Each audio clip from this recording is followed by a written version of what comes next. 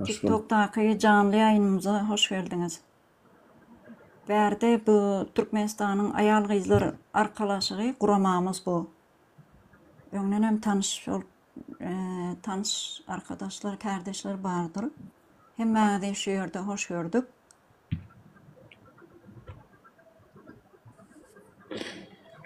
Bugünkü canlı yayınımızın esas teması şunki Türkmenistan'da bolup duran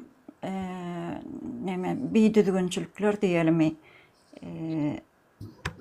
ykdysady çökkünlük diýelimi, näme diýsek gelişip dur. Sebäbi Türkmenistanda bir işsizlik bar, ümit yetmezçiligi bar, banklarda pul yetmezçiligi bar, işleyen Namançı büdjet bari. sağlığa düpten yok. Biz onu YouTube kanallarımızda da yankı Gurucu Meclis hökmünde, Milli Halas Etiş Kuramamız hökmünde YouTube kanallarımızda kän çıkış edip halkımıza yetirdik bu zatları. Sebäbi biz aýtmasak, biz şol halkımızın bir ağrıyan yerini biz gozgamasak başka gozgajak bir kurama bardyram diýip pikir edemdik biz. Şoň üçin biz her şu yerdäki vatandaşlanma yüzlenýän şu Türkmenistanyň içindäki şeýle bir hakykatlar da çykkansyz bir ýagdaýlar bolup durda. Her kim ýurdun içinden daşary gidip bir pul gazanmak kellesinde şo pikirler bar her kim. Haýsy vatandaş bolsa bolsun tapawut ýok Türkmenistanyň içinde ýaşaýan hemme watandaşlarymyzyň kellesine diňe ýurtdaşyna gidip bir pul gazanmaly, öý gurmaly, çağlaryny, maşgalasyny eklemeli diýilen düşünje bar. Bu da näme üçin? Şonky Türkmenistanda, şu Türkmenistan ýurdun başynda oturan bikanun prezident diýese biziň olara bikanun taýlandy. Sebäbi biz olary saýlamadyk.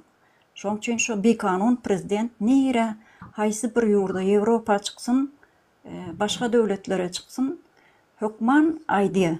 Biziň ýurdumuz diýe yerasty, yerüstü baýlyklar boýunça 4-nji ýerde durýar diýip onu aýdy hökman halkyna näme şol giden ýerlerine şo zady hökman diline getirýär. Ýöne näme üçin onu biziň ýurdumuz yerasty, yerüstü baýlyklar boýunça 4-nji ýerde durýan bolsa, näme üçin biziň ýurtdaşlarymyz ýurtdaşyna gitmeli?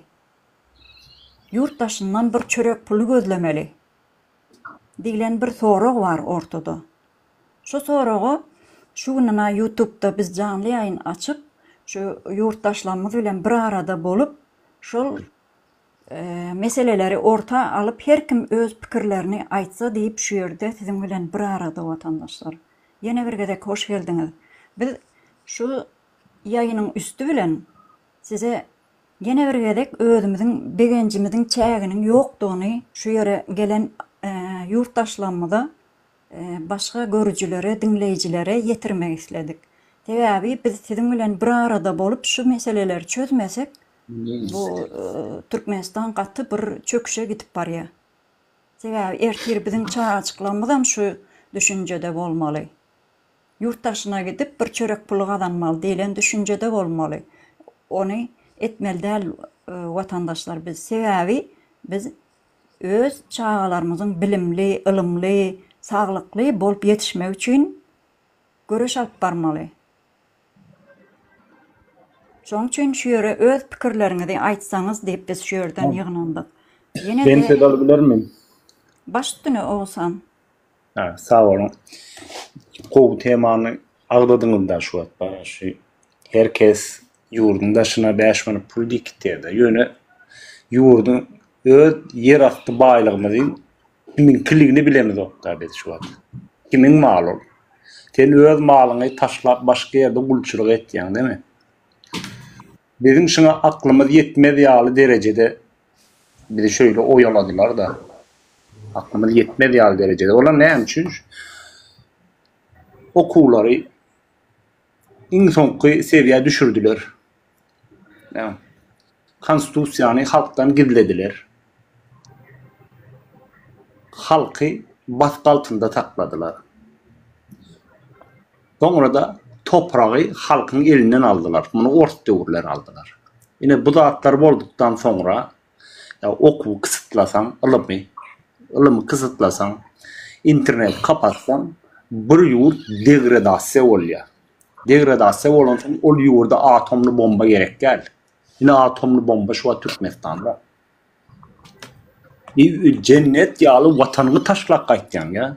Cennet ýaly watanyny taşlap ýurdun daşynda gulçuluk edip ýok. Gulluňa boýnuňa alan ok. Sen gulsuň diýse, ýok men gul däl diýe çaga meklemene çykdym diýe. Sen gul. Biz hemmemiz gul. Sebäbi toprak senki däl, toprak senki bolmadyğı üçin sen gul bolarsyň.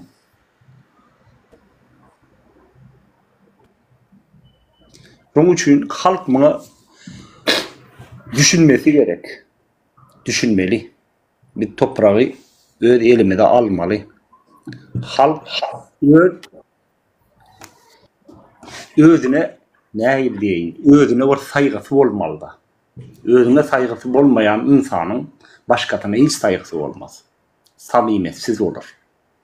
Sonra da bu zatlary millet bir-birinden görür. Bir-birinden görür. Kışkırdarlar bir-birine. Bizim gelip düşen günümüz şu.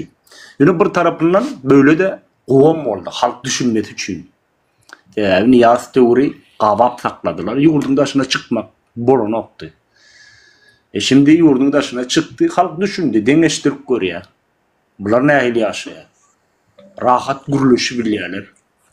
Bilen istediğini diýi bilýärler, istediğini iyi bilýärler. Bizde bilardan kem yerimiz ýok. Nämämiz kem? Hissadymyz kem däl. Gany bir dogurlanmaz. Näme üçin bular gowy ýaşaýar, biz gowy ýaşaýarmyz? Näme üçin bularda nevit ýokda bizden gowy ýaşaýarlar? Nevit ýok, gaý ýok. Biz näme üçin ýaşaýarmyz? Bizim hakkımız ýokmy? Bu soralar çıkıp başlaýar. Halk şuna düşünmesi gerekindi. Sebäbi biz öz çağalamadyň düşmany bolduk. Öz çağalamadyň geleceğini mahvetdik bara. Bak çağacıklar var ha, hassa ol hala diliğinde aç yağmur var ha, hala dilik açsan o çağacıklara yere rahat yok, hala dilikte var. Bugün turanın günertan nahar näme der kam deyip in ağır düşýänem gelin gıyblanmada düşýär şol öýdäki de adı erkek maşgala işe gider. Ýöne günertan eden nahar taýyrlamala işten gelençe. Ine in ulu aladasy şul öýdäki izin galyan ayal maşgalaryň aladasy şu. Näme ýedirir kam men buňa çaga, näme ýedirmeli? Ine şu zatlary biz dile getirmeli. Näme üçin biz dünýäde 4-nji ýerde baýlykda durýarsa, bu baýlyk kimiň maýlygy? Bu zatlary soramaly. Şu biziň halkyň bara, näme üçin diýen şunu öwrenmemiz gerek. Näme üçin? Bir sora berýär ataň elinden pasportyny aljak bolar ýa-da bilmeýin telefonuny aljak bolar ýa-da çilim çekdiň diýip çilim aljak bolar. Şuna näme üçin diýen soraga bermäni öwrenmeli. Näme üçin alýan? Näme sebäpden? Hakyň barmy? Şu zady şu sora bermän öwrenen günümüz biz azatlygy çykyp bilýär. Halk bolup. Şunu öwrenmeli biz. Birinji oçul etmeli zadymyz şol. Näme üçin araşdyrmany öwrenmeli, soramany öwrenmeli. Bolýa. Men söze geçeyim. Sağ ol Oğuzhan, doğru belläp geçdiň. Sebäbi türkmen halky bir zady eleştirdi ýa-da türkler eleştirmäni ýa-da analiz etmäni şoňa wagty ýok. Sebäbi näme üçin bir pul gazanmaly, çörek pul tapmaly, başga bir ýurtlara gitmeli. Şoň ýa zatlar bilen türkmen halky mankurtlaşdyrylan diýsek hem gaty görmesinler ýurtdaşlarymyz. Sebäbi şoň ýaly derece bolup nemeden pese düşen halkymyzyň aň düşünjesi, bilim, saglyk hemme zat bir ýok diýsen dogry düşünerler türkmen watandaşlary. Bu zatlaram biz dile getirmesek kim dile getirsin? Biz hökman bunu yurttaşlarımız bilen paylaşmalı. Aycahan abla Şöyle. bir mutsuk. Bunu Oo, dili başına. geldi yani. Başlar tabii. Dili her kimin borcu bir. Borç. Yine kasam içeceğine kulluğa varanda. Edil şolar ya sen kasamın şey. Sen çağın önünde borçlusun. Sen onu dünyaya getirdin. Dünyaya getirdin de köçem attın. Sen ne için onun koruğunu, eklencini, hem de üçün edebilen oldu. Oo. Ben soraman, ertir sen çağılan yurt dütkenden sonra yüzüne tüküreceğe. Oo. TikTok'tan çıkman, ondan çıkman, bundan çıkman, canlı yayılımlarda gezdin de niye yurt bu arada hiç ile alat etmediniz? Bizim geleceğimiz ne olacak diye. Bu soramaz mı çağılar? Yine 5 yıldan, yaş 10 yıldan. Ha? Düşüncesi yeten tam bu çağılamadık. Korkak diyorlar var ha, korkak. Onlar sonra enesi, ay oğulları enesini köçerdiniptir, atasını köçerdiniptir deyse hiç ayıp etmen var ha. Hiç ayıp ederlik değildir. Hak ettik biz bunu. Biz millet ol, hak ettik bunu.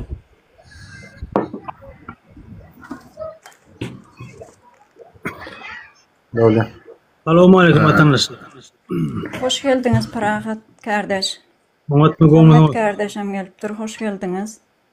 Aycahan abla ben şu Oğuzhan Ağa'nın sözünün üstüne getirmek isteyen de Baş üstüne.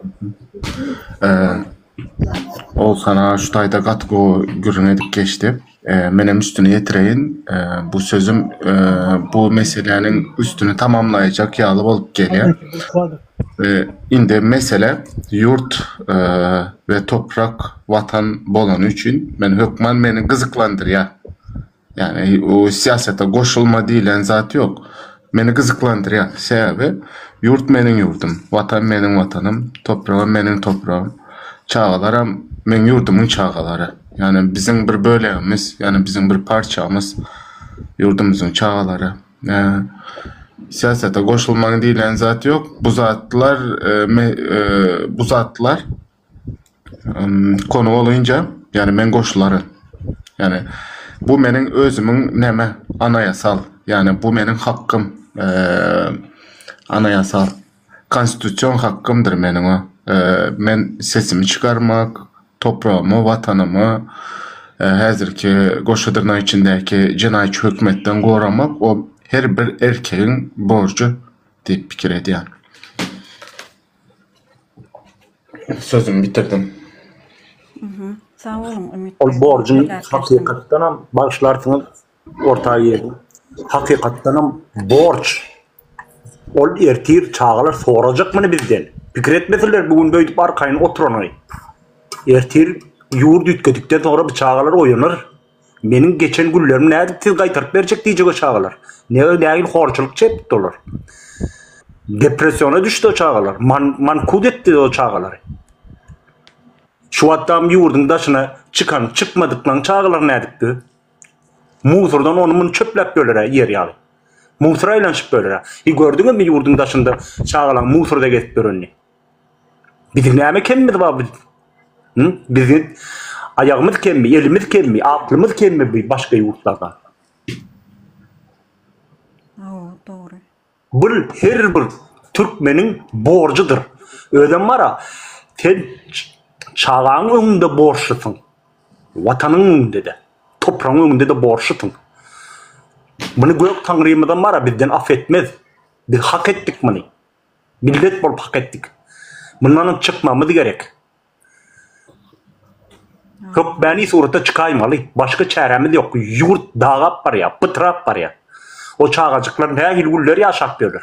Şu bu torş oluyor ya, yine uçurum. Ne açıdan çağı ödün atı öldüye? Ketilçilikte ne açı çağı ödün atı öldüye?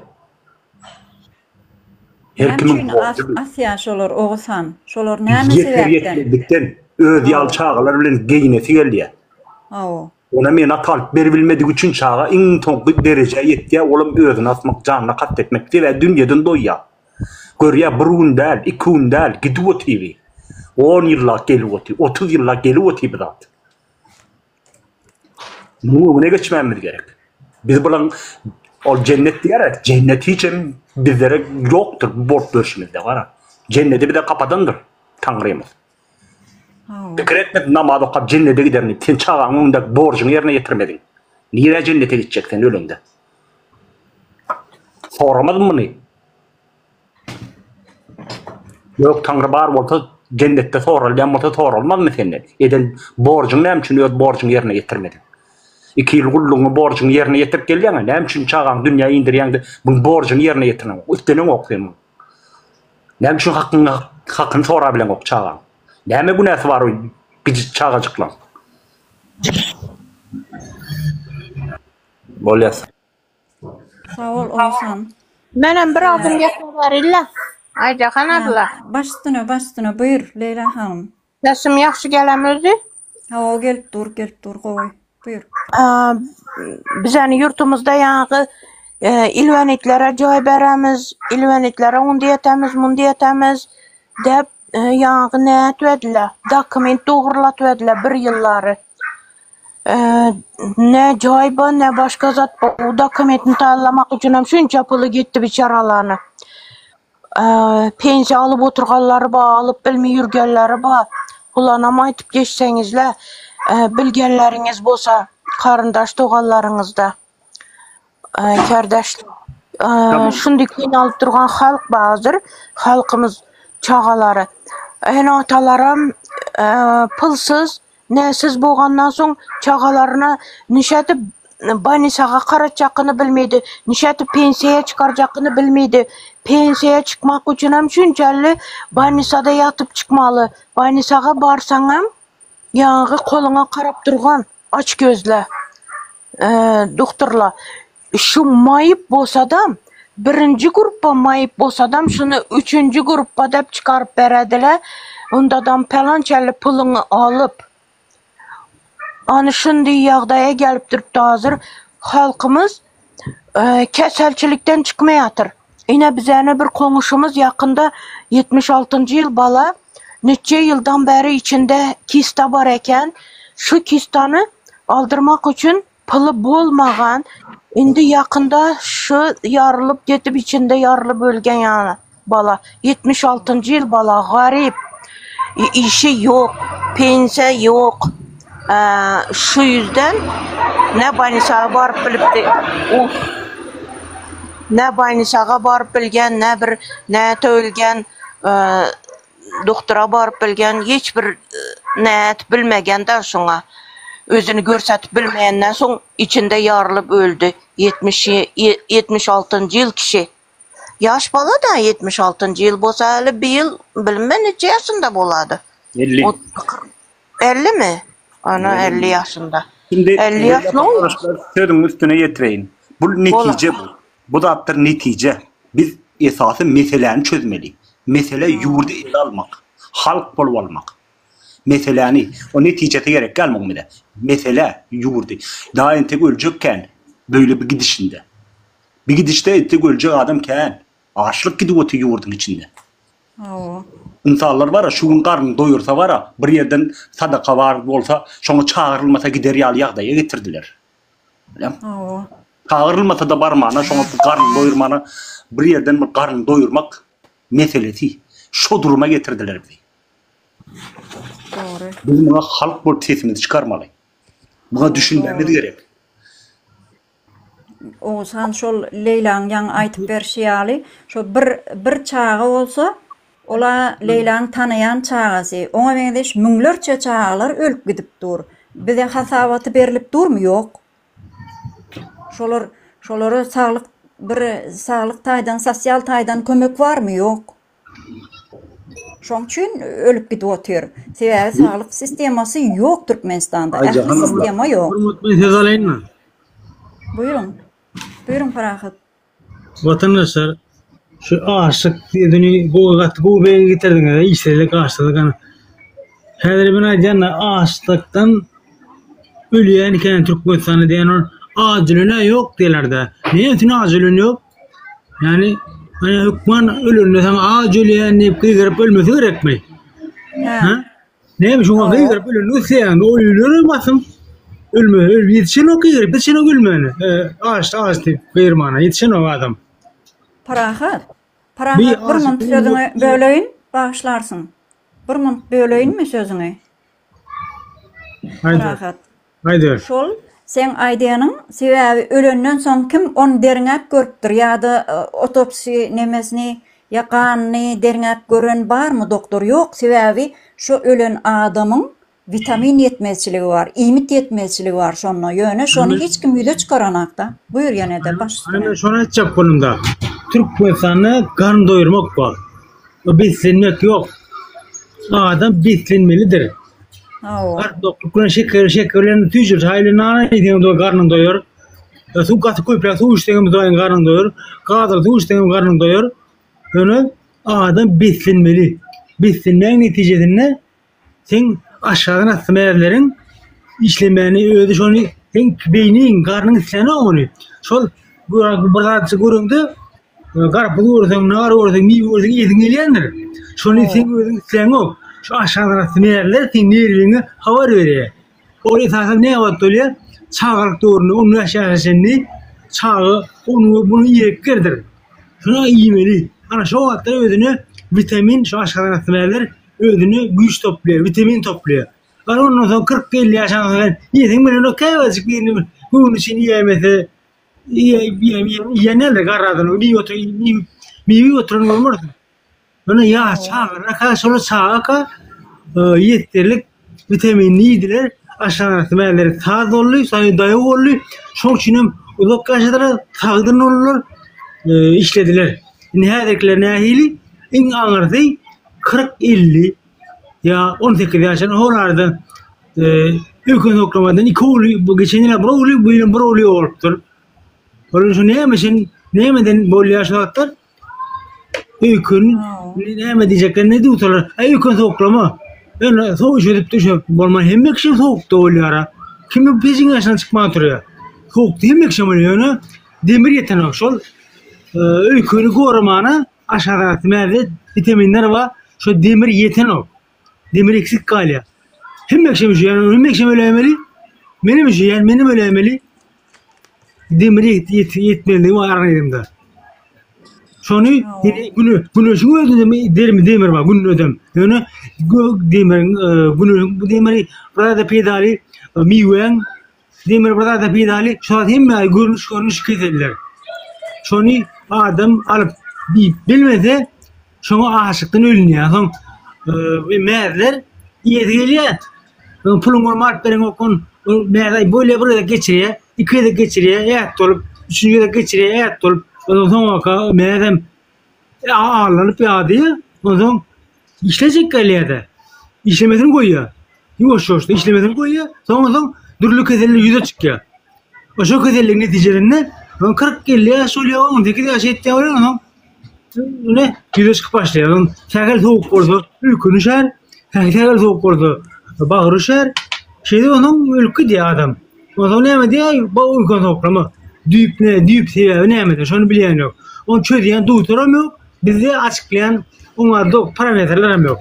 Sebebi bizde mümkün değil parametrenin mentostudun reaktörü nemedi işlettirdi. Ahrana perrodu. O zaman ne edip reaktör koyacağını ona ne adam çıktın? Parametre çıktın. Ne edip onun doktor çıktın. 4 yıl 5 yıl hakkıyla doktor olan o. Sonra konuda şöyle okuyan işleyenlerden tanışınız bilişiniz vardır vatandaşlar. Ne aşil okumuyor? Doktor olmak için. Ağırının 10 yıl 12 yıl. Doğru 5 yıl okuyan son yıllarım 10 yıl içinde okap hem işlemeli. Praktik öğrenmeli hem okumalı. Okuyan kitaplarını orijinal. Hayır ben ne aparat seçerdim olarak. Aparat olmanın para verir. 50 yaşında para verir yani kitaplarını okuyan. Kabinetinde kitap okuyor. Haşinodan kitap okuyor. Bilimini arttırmak için okuyadı şurada. Bizim doktorum neydi? Yatca, iş vatanı yatca, oturur yatır doktorum. Yatca şeydi. Yatta tamam adam ölür de. O zaman pulun yok. Pulu gözlerim, pulu da para vermesen ülke vermeden oklar. Bağışla para. Orada vatandaşım açaklama pulun öyle üstüne yeter. Bulan himmet bir neticedir. Farahat Bey, bulan hemmeti bir netice, biz esası yurdumuzu iyi durmamız gerek. Ondan sen doktorun yurdun daşından gelir. Ne için özünü oňaryan adam gitti yurdun daşına hemmeti. Üstüne hop havanyanı bildiler.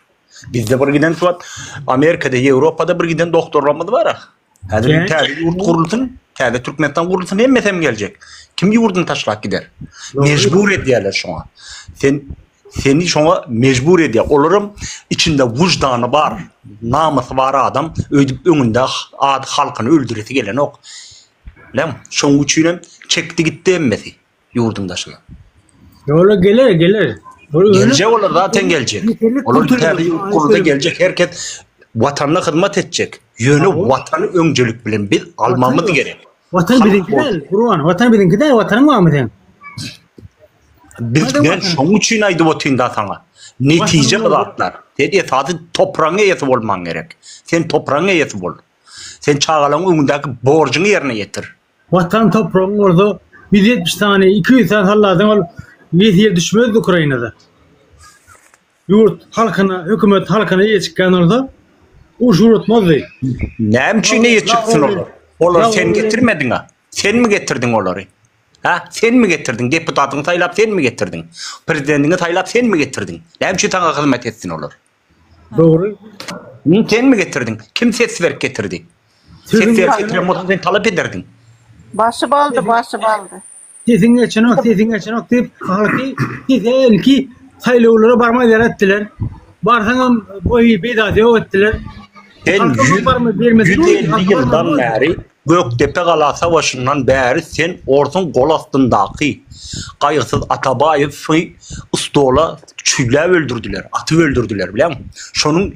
Şol mert adam, şu yalanları üstüne yüklediği için çüylü duran ustolunu çüylü koparıp prokurorun şol sülçüğün manglayına verdi şol. Şu yerde de atı öldürdüler şunu. Sebebi yalan sözler şon üstüne tökmet attılar şon. Bizim halk aydın insanlarına eye çıkmanı bilen ok. Bizim halk. Şimdi mi? Aydın insanlara eye çıkmanı bilen yok biz. Öncülük bilen aydın insanlarına eye çıkmanı başarmalı. Ama şolur yol. Senin yolun görkedi ya şolur. İyi çıkma için Oğuzhan kardeş. Onu bir alım bilim vermeliler. Kadarını bilir yani, kıymetini bilir yani. İndi bilip böyle ha. İndi bilip böyle. Hem ki şu adam halkımın yarısı ondamında hiç yurttan söz edilse gelen ok. Türk bunu var ya bir kıyının kadarını kıymetini bilen oktur. Şu derece Kardeşler, vatan sevgisi yok. güründeşliği koyalı. Gurban ağa, para kadar ikili güründeşliği koyalım. Elek kardeşlerim mesele boyunca, cedelli mesele boyunca soru cevapları sadesiyle. Birinci dayda bir kardeşimiz, bir yurttaşımız yazıptır. Benim sorağım var hem mene. Hem zat hükmedin ki bolsa gol ya da şahsi eşçilik bolsa mı deyip soraptırlar. Bu mesele boyunca da cevaplarınızı belirtirsiniz. Ben sorumu cevap vereyim. Cevap vereyim mi? Men ada çıkıp bellep geçsem bolor mu? O sana hat kardeş. 5 minut diýaly men bellep geçeyin. Şu ýerde ýa-ni parahat belledin da sen imit yetmezliginden adamlarımız ölüpdi dip. Tebebi bizde imit yok.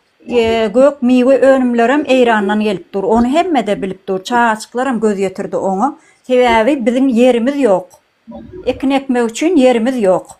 Onam näme Türkme Saparağa daýynyna bizim gurcu meclisimizin agzalary Saparağa Merdan Muhammedow mundan näçe ýyl öň Türkmenistanda şu ykdysady reformanyň zerurdygyny bellep geçdiler. Bizim YouTube kanalymyzda häzir şu vatandaşlara şu ýerden ýatlatmak isleýän şu ýaýynymyzy girip açyp barlap dinläp bilerler.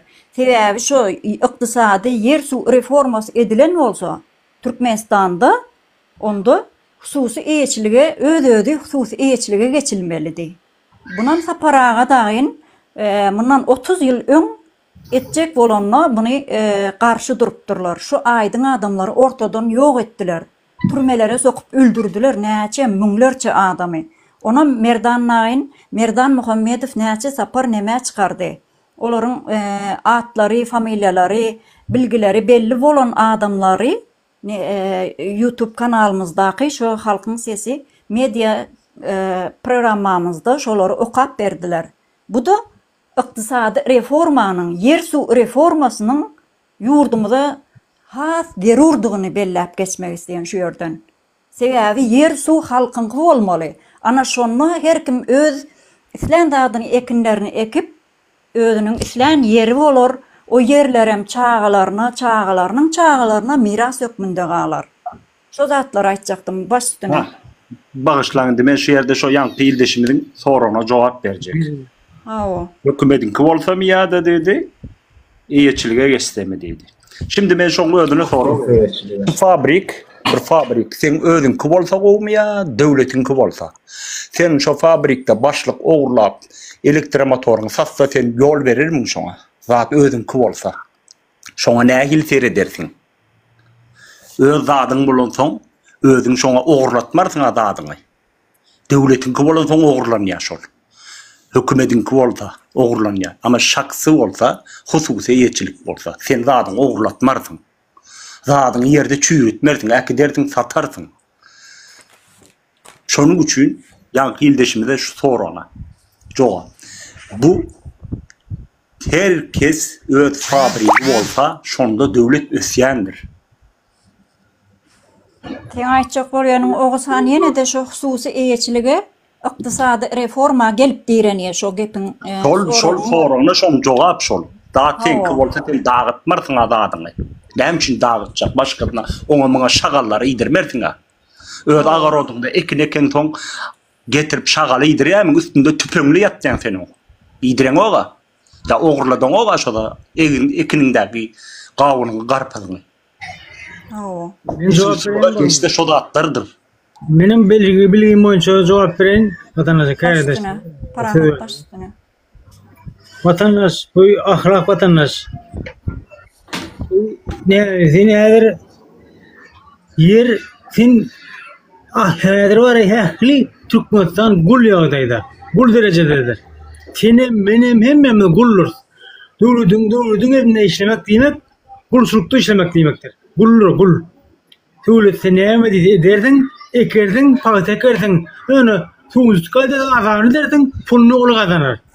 Buğda ekerdin, azatını çekerdin, kazancını o kazanır. Ne emezsen hükümet kazanyandır. Hükümetim uğurlayandır hükümetten. Seninki değildir. Hususiyetçilik Rusya reforması olsa o öz adındır. İsle paketek, isle buğday, isle değnek. Sen ne emekse kay. Onun sen yurttaşına son çıkarıp satıp biliyorsun. İslenlik bahadan.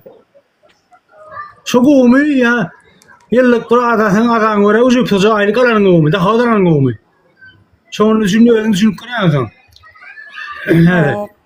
İlki hususiyetçilik demek yer su reformu sen öz yerin olmalı. İlki kulçuluktan çıkmalı. Kulçuluktan çıkmalı vatandaş. İlki kul bil. Kulluğunu bilmeli. Sonra ondan çıkmalı.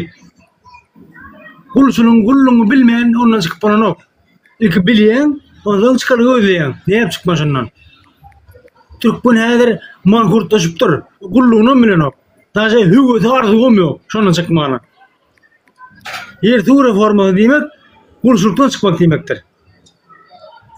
Onun açık bağdır deyip bağdır, bir zat vardır. Yine Avrupa'da yaşayacak mı ya da Orta Asya'da yaşayacak değilsin, Avrupa diyersin adır.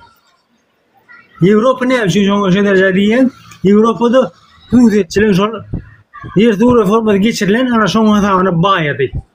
Allah'ım şu da tülüğülü okulur ama Allah'ım bilmem yokurudur, hem maddi yokurudur, vişe zortur. Hükümetini biz de hükümetin köy. Hem maddi hükümetin köy. Sen ne gelek, Avrupa ne gelek? Şunu dengeçtir ha. Ahlak vatandaş. Oğlum ben düşündürdüm mü kanka? Parahat. Cemledim mi? Haydi diyorum. Sağ ol Parahat. Doğru bellap geçtin. Näme üçin biz İran'dan gök meyve önümlerini kartoşka soğanımızı biz İran'dan almalı mı? Dilen soru var vatandaşlar. Näme üçin biz almalı? Bizim bir giden aňarsına göz yetmeyen güneşe bay bir topraklarımız vardı. Biz öz topraklarımızı ekin ekip bilmen, başka yurttan meyve önümlerini, imitleri biz başka önümleri almalı dilen soru vardı. Näme üçin şonu almalı biz? Näme üçin biz talap edemizak? Näme üçin biz analiz etmegi bilemizak? Biz hakkımızı, hukukumuzu soraman näme üçin etmeli däl? Näme üçin özüň yaşa otursun Türkmenistanda? Sen yerin hani sana bir 8 sotuk, 5 sotuk, 6 sotuk, 10, 12 sotuk ýaly yer bererler jaý gurmak üçin. Başga sen yerin yok. Sebäbi toprak senki däl. Yurdun başyny bir kanun eýele oturan Gurbanuly Berdimuhammedowlaryňky, şolaryň dogan garyndaşlarynyňky, hemme zat şolaryňky. Näme üçin biz halkynky däl o? Sen garşyňda bir adamyň bir insanyň diýe ajysyny duýup bilen bolsaň, insandyr diýe da insan diýe. Garşyňdaky bir insanyň ajysyny sen duýup bilen bolsaň, sen insansyň diýe. Biz näme üçin bir-birimiziň şu ajymyzy duýup bilemizak? Biz näme üçin hakkymyzy talap etip bilemizak watandaşlar? Pikir aýtjak barmy?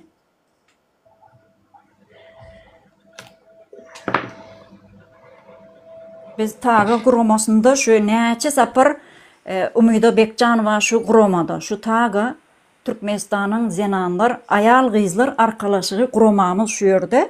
Näçe sapar YouTube kanalda da, Halkyň Sesi Media YouTube kanalyna da her gün dünýäli çykyp Türkmen watandaşlarymyza şu konstitusiýanyň her maddasyny madda öwretip okap berkesdi.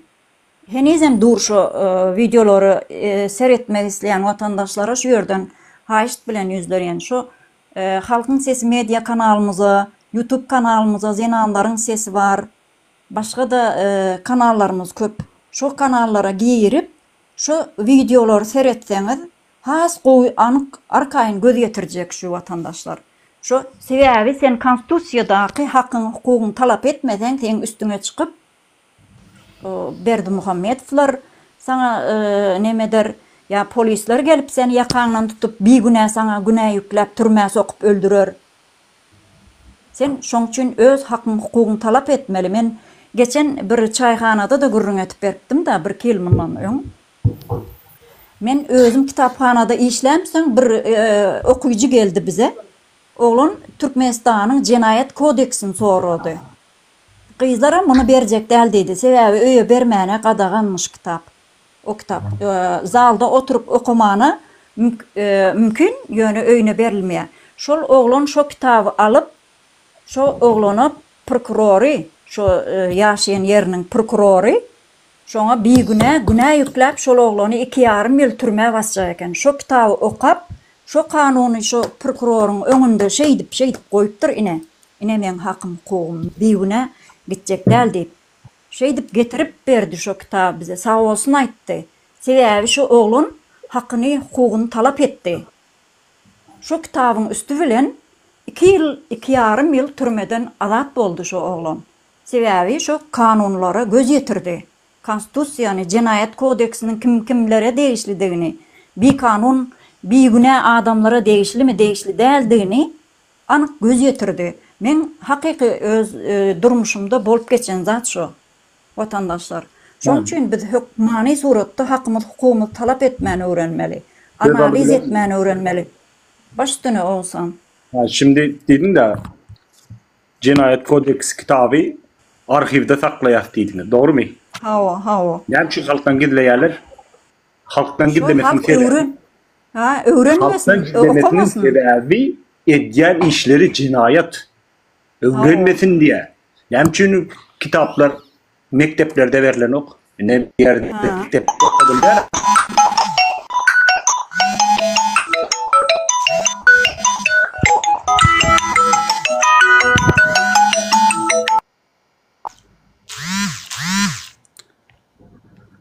Sesim geldi mi? O gel dur. Şu can. Ben sesini yaptım. Muhammed Ağa söz vermek için. Oğuzhan abi buyurun. Açayım ben sesini.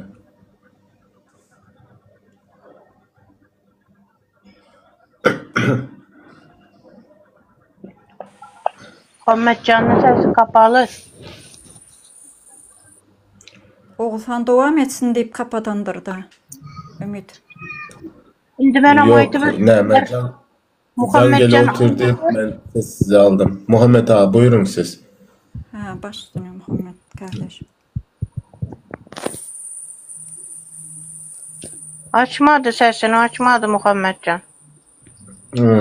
Ben kontrol edip oturmuşum.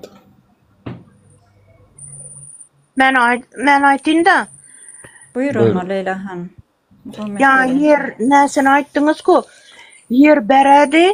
Bergende dem ya joyunu salıp boğandan soň başka bir zat dep izini aladılar. Halkın elinden. Yine altın ayapa degenini aldılar mı aradağı? Bir bahana toğup aladılar şimdi hiç ondan başka nütçe ayal kızlarımız ana o çerçeveli ayal kızımız yetim bağalarını bakıp oturup 6 balalı mıydı 8 balalı mıydı? İştenen boşalttılar şulanı ayalını yerin cayına mı aldılar kolundan ondan sonra bize ya nege çıkardılar ku saparagala gündeme çıkargandan soň izine kaytarıp berdiler yadыңızda barmı? Ha o. Ana şunda içi bizani halkımızı öskenini bulan etmeydi. Ösüp batırgan bolsadam ayakından çekedi. Osunam bilimli çağalarımızı bilimsiz koyacak boladılar. Özleri öyüne geçecek boladılar. Onu bilenen bağalarını kellesinde bilim yok, pul bilen başka yurtlarda okup gelediler, pul bilen kurtaradılar. Bu belkim okudu mu, okumadı mı, pul bilen alıp geldi mi? Ana Serdar Sıçak'ını verdi Muhammedov Serdar Sıçak'ını mugallimleri aytgan eken institutda okuyan nesinde. Okşum bilimsiz edi bu niçikine bu ne bolup prezident boldu dep hemme heyran emiş şuna okutkan neleri mugallimleri da damlaları. Şular heyran dedi. Bizerde yine bizeni garip halkımız öz gücü bilen, öz nesi bilen bir yerlerde okut gelse şulara iş yok. Bunlara hiçbir ne yol yok. Kurgana bu verdi Muhammedov'a netmeli. Yerden şula almalı, başka zatlanam yürütmeli şula fabrika yenen bir zat. Eğer de fabrikalerin bolsa marada kalbasa çıkadı on yeniden marozunu çıkadı onu açık koygan ekenler otele geçiler. Bularını da aldılar. Yadınızda bolsa bulanam bir kere yüzlendiler. O sınam yer barada yeniden çerçeveli böyle Taga Gramasında Ümide Hanım'a yüzlendiler. Bulanı ana yüzege çıkardın mı sen şulara ne ettin dep şuları kamakta ne? Bula halkını korkuzıp saklayacak, zorlap, horlap saklayacaklar. Dine verdi Muhammedovlar için bu Türkmenistan. Bulanın düşüncesi boyunkelli. Halk için emez. Halka lektavak. Bula lellele, trallele bilen halkını aldap şinlettirip netip yürüptü. Halkını aldap degenim yine bir toda halk yine bunu eldine çıkardı yani o çare deydiler ko.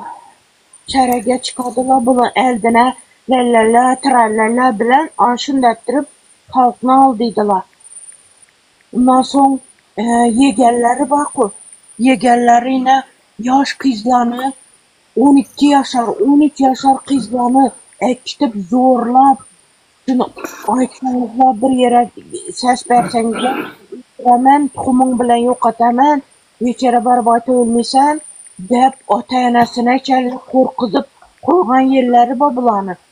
Olsun eğer de bizeni halkımızı içinde birisi bir kızını yaxşı görüp kalıp mesela 16 yaşında bolsa şu kız şu balaşını zorlasa alamam dep olmasa seni bana vermediler yine bir zat dep eldinden buzap ya kızını şimdi ne etken bolsa şunu sen 16 yaşında ya olmasa 17 yaşında bolsa 17 yaşında kızını sen şimdi yatıpsan zorlapsan horlapsan ondan başka kızlarım şimdi etken sen yine üstünden salıp çıkıp dep korkuzup saklap Şulanı boynuna al dep, şundettirip kama berediler. Şu zatlarım var. Halk korkmalı emas birinciden.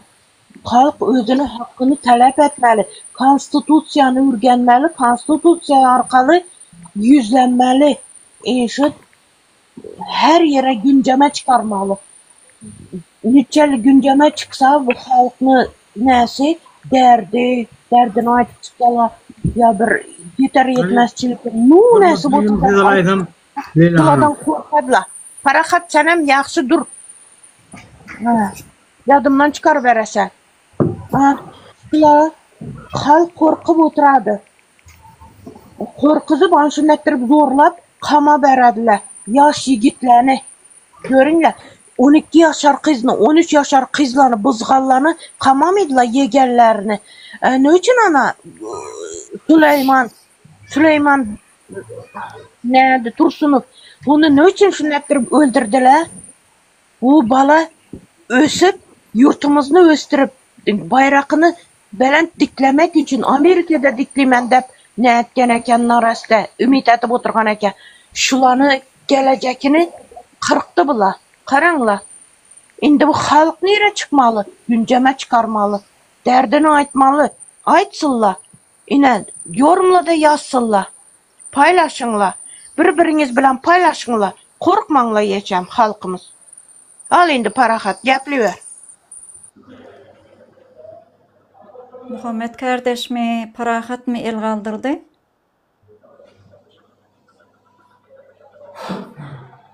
Ümit sana görünüyor mu?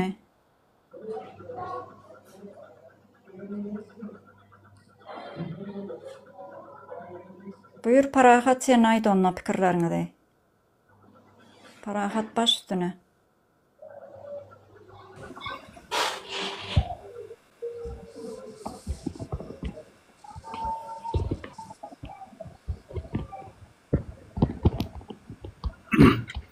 O vatandaşlar.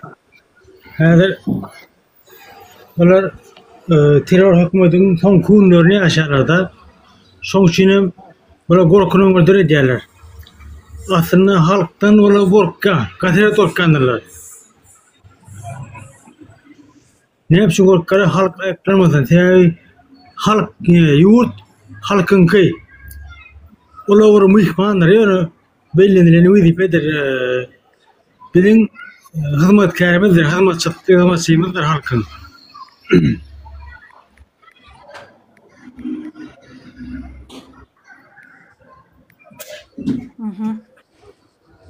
Muhammed Ağa söz verelim. Muhammed Ağa buyurun. Sesim eşitlerini akmı deyip yazıptır. Muhammed kardeş buyurun. Sesin gelen yok Muhammed Ağa. Gitçe şey ildeşler hazır geliyem sesim. Hoş geldiniz. Sağ olun, sağ olun. Gowy gurrunlar alıp barıp otursunuz yani hazırında bizler hazır bu tayda bir san taraftan azıcık ağırak son üçün şu katnaşçılar ählisem bir nemesi paylaşsa nemelerini yankı canlı yayınımızı paylaştılar. Şimdi bir daha da sol yani Oğuzhan kardeşim aydık geçti. Oğuzhan ildeşimiz neme deyip de neticeler gürleşiyaz deyip de doğrudan biz hazır netice gürleşiyaz aslında. Şöyle bir mesele vardır. Şu meselelerde şu nemelerde eyeçilik duygusu deyip bir dağıt vardır. Halkın eyeçilik duygusu. Ulan geldiğinde neyse canım problemi halletmiştim. Eyeçilik duygusu vardır. Şu birinci bilen bizler şu eyeçilik duygusunu eye olmalı. Onun ne hilak bir duygu. Hazır yurdun içinde kösünce adamlar kazancın tap bilen ok, yiyecek çorağın tap bilen ok neyme diye karz ediyor, kovala diye, bağırını yol satıp yurdun daşına çıkıyor da bağırını yol satıp yurdun daşına çıkıyor. Maksat neyme? Maksat eklenç. Böyle eklenç için algamalı elbette. Her kimin var nemesi maşgalı borcu diyeli ya da bir insanlık borcu da eklenç için nehil çare görmeli, malı görmeli yönü bir yerde şeyle bir yağdığı var. Ne bir daha hazır dünyada yankali tebii baylıklar oyuncu 4. yerde duruyoruz. 6. diyenler var. 6. yerde duruyoruz diyorlar şunu. Haysi bir yerinde duramazdı da bu kadar ulu ummasız bir demede. Ummasız bir baylık, ummasız bir hazine da aslında. Şu hazinana mäder aslında eýesi bunun halk, şol yerin ýaşaýjylary. Näder eger bir edenetlik bolsa, ýa-da şu belli araçaklaryň içindäki baýlyklara isläň el nurup bilýän bolsa, onda näme ýagdaý bolardy? Taşary ýurtdan gelip gönümel açykdan açyk hereket ederdiler, şotaýyk el goýardylar. Ana döwründe Siriýa ýadyna da düşýän bolsa, şotaýnam ýanki halkyny dagatdylar her ýana. Soň Türkiýe girdi, otaýyk Orsiýet girdi. Oğurlap bilen baýlyklaryny şotaýda oğurladylar. Näme üçin? Halk öz janynyň derdinde. Bu adamlar şotaýdaky baýlyklaryň derdinde. Ne bizde häzir iň uly bir ýetmezçilik ýa-da esas halk köpçüligine ýetirilmeli, halk köpçüliginiň aňyna salynmaly mesele şu eýetçilik duýgusudur. Şu eýetçilik duýgumyz bolan ýagdaýymyzda şotaýda biziň baýlyklarymyz her gün çykyp duran baýlyklar şotaýdan ýurdun baýlygy, halkyň baýlygydan şotaýdan ogurlanyp duran baýlyklar häzir şonu biz görebilsek ýa-da şoňa düşünebilsek ondan soň ýam bir gator ýetgeş artyk süýşük näme gerek galanok. Yani bir düşündürüşlere, nemelere näme üçin? Yani bizim baýlygymyz ogurlanyp dur, milli baýlyk ogurlanyp dur. Buna näde edýärler? Halka jahillaşdyrýarlar birinji bilen. Bilimsiz goýýarlar, habarlary ýok. Aýanyň aşagynda toprağın aşağındaky baýlyklardan habarlary ýok. Habarlar baram bolsa özleriniň diýip hasap eden oklar. Asliýetinde şol her gün Türkmenistanyna biz näçinji ýyldan diýip aýtsak bolarmyny? Şol tebii gazyň ulanşygy haýsy ýyldan herekete geçen bolsa şo ýyldan bäri men bilýänim men aýdyn 50 ýyl diýeýin. Sizler anagrak bilýänler bolsa aýdyp biler. Näçe ýyldygyny, ýani 50 ýyldan bäri şol Türkmenistanyň halkynyň baýlyklary ogurlanyp dur. Onam günlük mukdaryny häzirne anyk bilemzok, ýöne bilemzok da, ne görýäňizmi?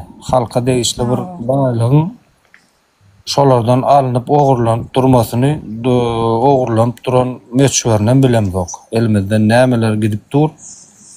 Indi biz şo baýlygy bir gyra goýaly, şol ogurlugy etmek üçin ine halk häzir birinji bilen jahil goýulýar. Ikinciden hem ýankyýaly bir çörege mätäs olup, baryny ýogyn satyp, ýurdun daşyna çykmany mejbur bolýar. Bu näme demek? Şo taýdaky ogurlar, ulu ogurlar, ogurlugyny arkaýyny edip bilmesi üçin edilýän atlar şu. Indi bir öz başdak araçaklar bolan bir döwlet Türkmenistan bu ýagdaýda näme bolýar? Ýankyýaly ýurdun başyna bir oýnatgy nemen getirip goýýarlar, kuklalary. Olar aýdym aýtsyn, tans etsin, vertolyot minsün, at minsün, it oýnasyn. Ene bularyň derdi, olara da oýunjak berýärler eline. Ýanky nemeleriň oýnatgylary. Ýurdun başyna da oturtýarlar. Ondan soň olar aty bilen, iti bilen oýnap ýöke, bular ulu ogurlar esas ogurlugy ne diýerler o taýda. Indi bir wyjdany, bir ar namysy bolan ýa-da näme sapara edýär, sandyga awat bolan biri öz öýünden bolup duran ogurluga göz ýumyp at bilen, it bilen oýnap berermi? Ana bular şo saýlak getirilip oturdulan adamlar, bizler häzir intigam şolan gurrun ne diýäs? Aýna ýurda ýela otur. Ýok, bular ýurda ýelenok, ýurdun eýesi bular hem däl. Bular kuklalar, oturtmalar bir topar. Şowur wagtyň özünde de giden bir ýankyýaly bir gatlagan bulary neme dip goýýarlar. Tarapdar edip. Kimisi aýdym aýdyp tarapdar bolar, kimisi biznes edip tarapdar bolar, ýani bularyň öňlerine diňeje bir süm koklanýar da, ana şu ýurdun yurdun içindäki şu ululu baýlyklary gogurlamak üçin yurdun içinden ýanky halkyň içinden saýlap şoň ýaly bir nemeleri sandygy bolup bir topar oýnatgulary oturtýarlar otaýyk bular kijijek ýanky ýaly ogurlygyň möçberini el alanmazda bularyň eline berilýän atlar bular ýere we sagmanýar da. Yani eline berilen mümkinçilikler var şu an Türkmenistan'ın içinde. Yani bir gurunlam etdiniz. Yegenler diýdiňiz, ýene diýdiňiz. Buların elindäki şu wagtky eýeçiliginde menki diýip hasap edip şonuň höz ýerini görüp beren mümkinçilikler bularyň bir öňlerine oklanan sünk. Asıl uly ogurlanıp duran esasy ogurlugyň nemesi bile deňeşdiremizde. Bularyň edip oturan atlary ellerine bir oýunjak beripdirler. Ýanky plastika we kitayski bir oýunjak beripdirler. Ana şonu oýnap otýar bular. Şo derece bir deňeşdiremizde möçberi şo derece uly da. Bular ýere we sagman dälere şu aýlanyp berler da ýöne habarlaryndan ýok. Aňarsynda nägiden ummasyz ogurluklar gidip dur. Habaram bolsa şol atlara da ýanky ýaly kijijek bir oýunjak üçin ýa-da öňüne oklanan sünk üçin şol aňyrymda näme gitse gitsin ene men şu jaga zat bilen göwnümi hoş edýän şoň bilen hem günümi geçirýän diýip şoňa kaýyl bolan ýanky ýaly bir tarapdar döretdiler da. Ýurdun başyna bir sany oýnatgyny oturtdylar. Bular hem o taýda bu taýda guruluşy edip ýene edip şo taýdan 5 mandyny gazanjak bolup beren bir topar neme. Türkler zavally diýär da. Türkmençesi nalaje deýinem diýipler. Şoň ýaly bir nalaje deýinler. Ýurdun başynda otur. Indi halk birinji bilen şulary görmeli. Halk şulary gören ýagdaýynda onda bir azyk bir düşünje eýe bolýar, nähili hereket etjegini düşünýär da. Ýoksam 5 ýyl, 10 ýyl gurrun ders. O ýegenleňem gurrun ders.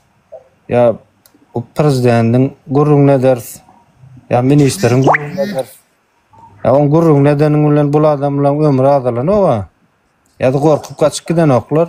Gürler oturur diye biz ýene diye ogurlugymyz dowam edelim diye da. Ya da olaň aňyrsyndaky uly ogurlar akular diýär ýani halkara derejesinde Türkmenistany halkara derejesinde talap otyrlar. Şo zatlary gören ýagdaýynda halk ýa-da belli bir ýanky ýaly duyarly watandaş diýilýär da. Bir göz açyp ýanky ýaly bir meseleler görüp şo zatlary halk köpçüligine ýetirýän bir watandaş, ýurtdaş köpelse ogurlaryň o 50 ýylyň dowamında, 30 ýylyň dowamında eden ogurluklary ýa alan ogurluklarynyň elbetde hasabam soralar. Ýani bularyň eden ogurluklarynyň aňyrsynda da has uly ziýan nerden gelip dur? Nesli ýok edip barýarlar. Biziň neslimizi. Jemgyýetiň türkmen jemgyýetini ýok edip barýarlar. Ne biz gurundaşlyk geçirdik arada.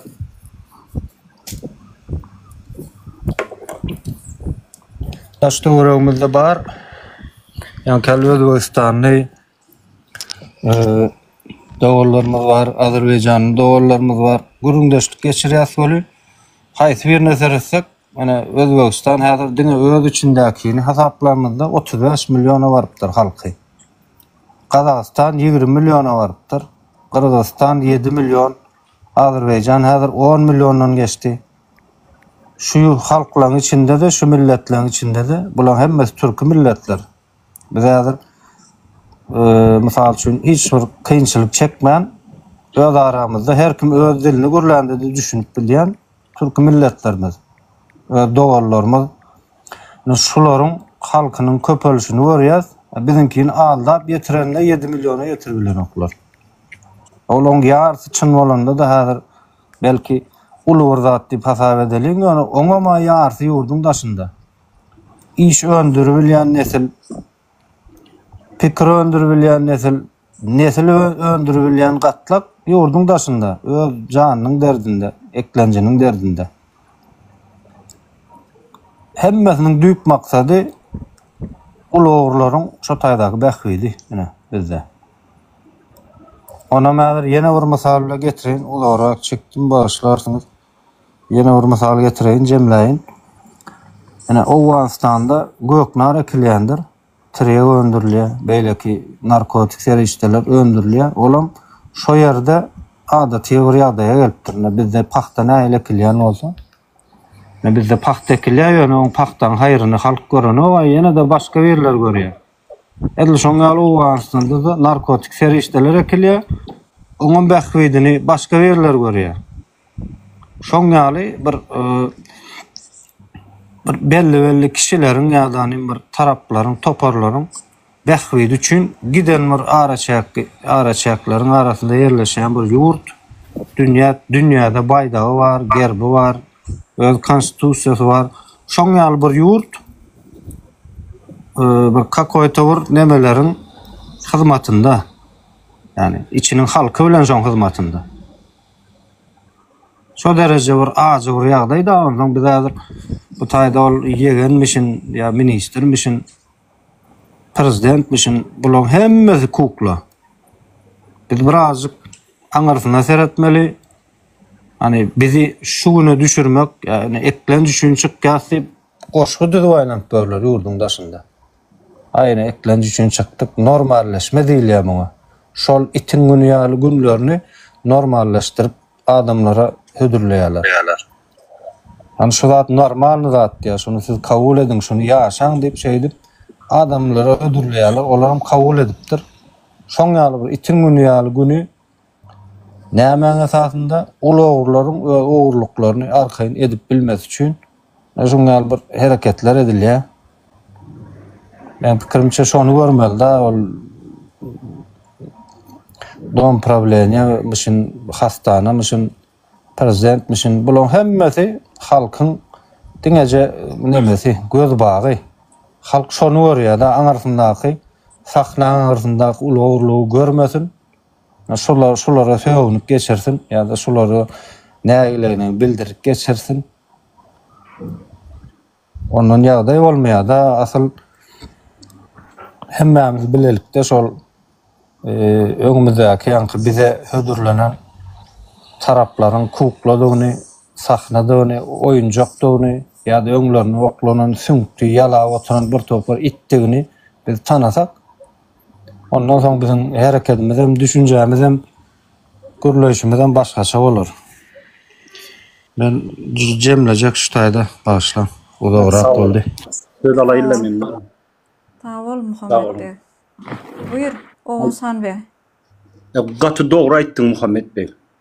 Gatı doğru. Ýöne şu halky oýundurar ýaly bir söz gerek. Dämese halk başyndan geçirenlerin herkes aýtmasy gerek. Nähil kynçylyk çekenni, nähil ýagdaýda ýurdun daşyna çykanny, kime rüşvet berdi, kime näme berdi, nähil aeroportda nähil zorluk çekenni. Şu zatlar dile getirip bilen halk oýanýandyr. Şunu dile getirmesi. Ol ýanky aýtdyň dogry diýen barollar baý. Ýöne halk şoňa düşünýärem, ýöne öňçülük bilen özüni nähil oýandyrmaly. Özüni oýandyrmak üçin sen öňçülük bilen agdyňy açyp şu başından geçirenler ağacı güllerini dile getirmen gerek. Bugün sen getirirsin, erki o getirir. Birini o getirir. Sonra düşünüp başlayan millet şuna. Şu ağacı güllerini başından geçiren ağacı güllerini dile getirmemiz önemlidir. En önemli da şu. Halk şu başından geçirenini aytıp derse bitti ahemmedat. Sağ olun. Sağ ol Oğuzhan. Buyur Parafat, buyur sen baş üstüne. İşette durmuştu yaşamayı Türkmen, yani akıllı durmuştu bağ yaşamak Türkmen hiç vakit bululinlikte yaşamadı da. Rahatlar düşünüp bilir yani. Dine şu bokurdan doyunun uğrunu, karnının uğrunu öyle yapıyor ettiler. Zaten hemmeti ne hepsi ettiler yani. Muhammed vatandaş katı uğurlar etti. Anladı uğurlama için halkın adını. Uğurlamanın sözünü sene teferçe attırıp ağlayalar. Arkandan giden zaten uğurlak gelir. Yürüyor mesela adını. Şonu görün o. Karnın doyuyor. Şoňulen geçiren bolýala diýip. Oňa bulmalar. Olu kızcık adı beğenip yönettir halkı. İşirette durmuştu Türk bunu aşağı koronok. Bay durmuş Türk bunu aşağı koronok. Guru kızmediler Türk bunu. Hederim orta onu püründüler. Orta oraya yatarsan sizin Meryem'e men yanına sizin yanına. Yok gelip dur parahat. Siz evine orta onu geldiler. Abi ecelemez mamalamaz sonra program şöyle. Tavte meydanlarda çağa doğurttular. Ya bu çağa doğru ve tepak gibi bana. Ya ertiri otoya kelimeydi bu da yıkıp te bu için tuvadik ki bolam tu yani soğuklama diyeceğim. Yolun yürüptür. Yüreğimin noktası. Ya şöyle der ki 70 yaşlılar da yüreğimeli. Yürüyorum diye. O da ki 70 yaşlılar neyli? Küçüdü gün yüreğimeli nok. O yoğum da yoğum. Köp orada 70 yaş yoğum. Ortada bir iki tane vardır. 3 tane vardır.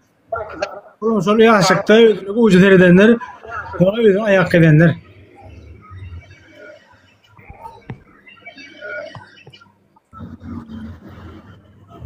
Ol vatandaşlar. Sağ ol. Yine bir kardeşimiz söz alayın deyip durmuş. Ne için ses yandan dur. Cemal abla söz alacak dedi. Buyurun Cemal. Şu el kaldırılan yerini bilmedim de olsun. Yaptım.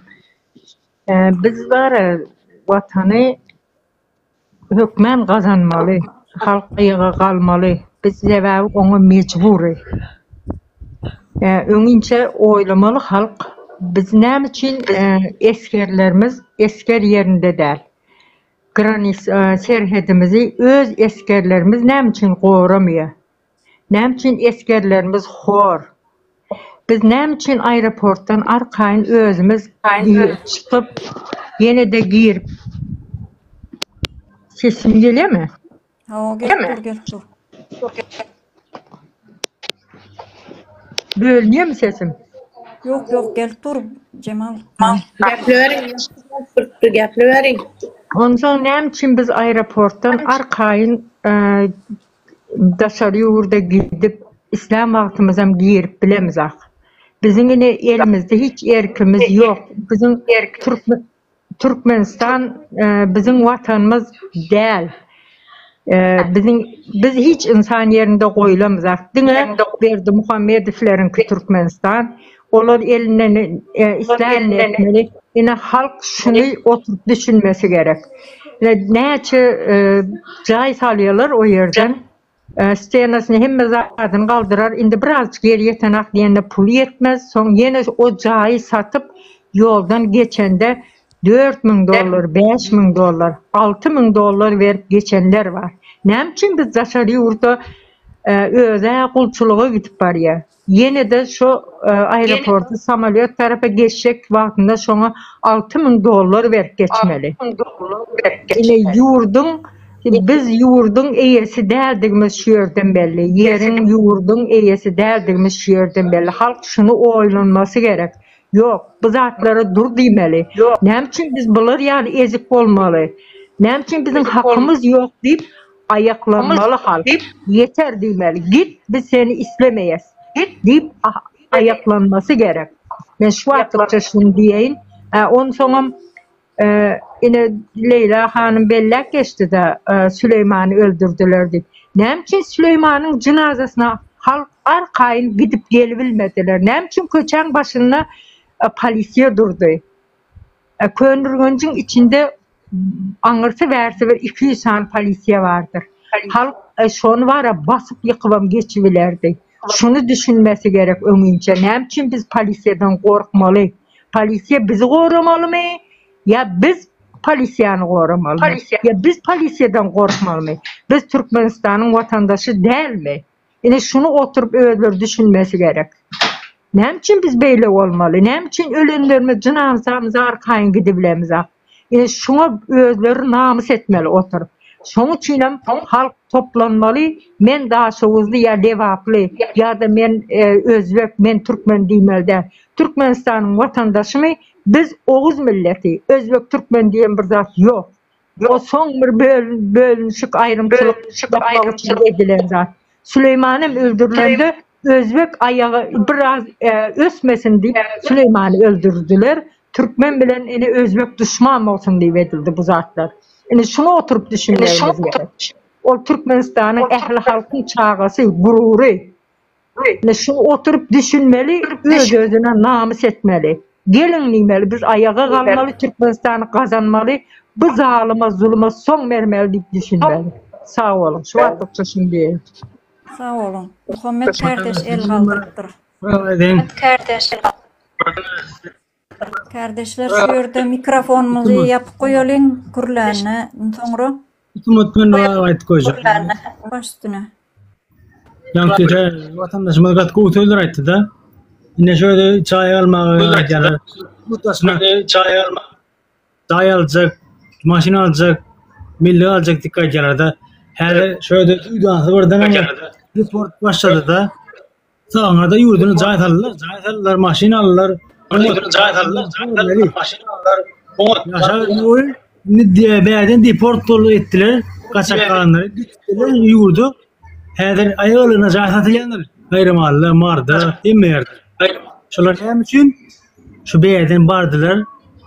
Cahiba, imana da atıyor şimdi. Kirpiç yiyecek mi? Demir yiyecek mi? Şifre yiyecek mi? İmana da atıyor. Ana şu yanlış düşünüyorlar. Cahil yanlışa da.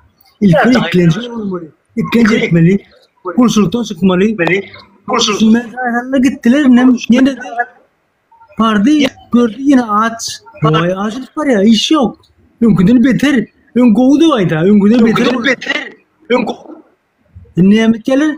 Şu cahiller, talan cahiller tahtıp pare kaçacak, sonra bir daha baracak gel fikirleri. Baracak gel. Çok şunu diyorlar. Sağ olun vatandaşlar. Sağ ol Parahat. Muhammed kardeş buyur elinizi kaldırdınız.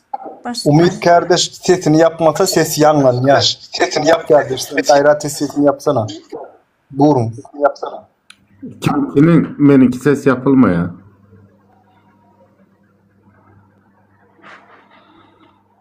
Muhammed kardeş elinizi kaldırdınız. Buyurun.